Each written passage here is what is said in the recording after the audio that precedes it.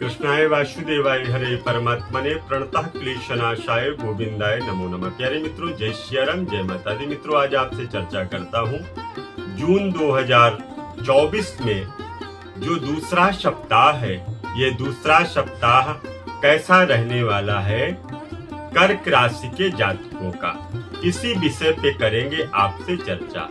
तो 8 जून से लेकर के 15 जून तक कर्क राशि के जातकों आपके लिए पंचम भाव में गुरु की दृष्टि होने से बिगड़े कामों में सुधार और लाभ के अवसर प्राप्त होते हुए दिखाई दे रहे हैं। मतलब आपके कोई कार्य ऐसे हो जो पेंडिंग में पड़े हो, तो उन कार्यों में लाभ के अवसर प्रदान हो रहे हैं।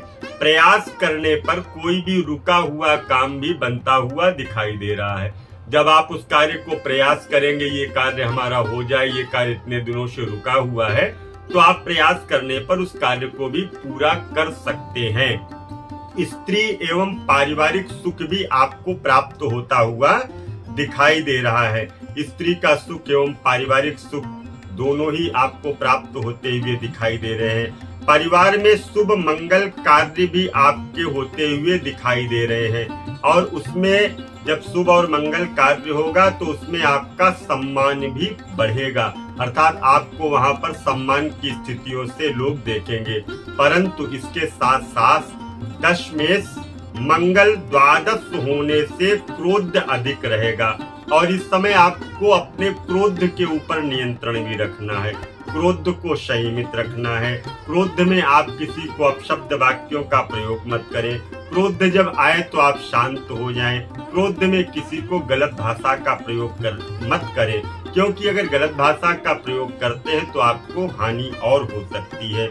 व्यर्थ की भाग दौड़ भी आपको रह सकती है। बेकार के भाग दौड़ की स्थितियां आपको बनी रह सकती हैं।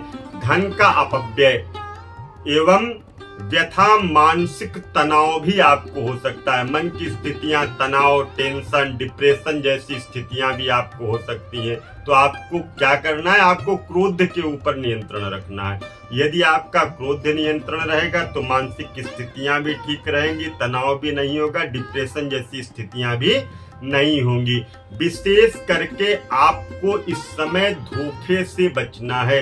कोई आपका अपना, कोई रिश्तेदार, कोई मित्र, कोई पारिवारिक, कोई इष्ट मित्र आपको धोखा दे सकता है, तो आपको विशेष करके बचने की आवश्यकता है। कोई भी कार्य करते हैं तो सचेत होकर के करिए, सावधानी पूर्वक ढंग से आपको उस कार्य को क्रिया का रूप देना है।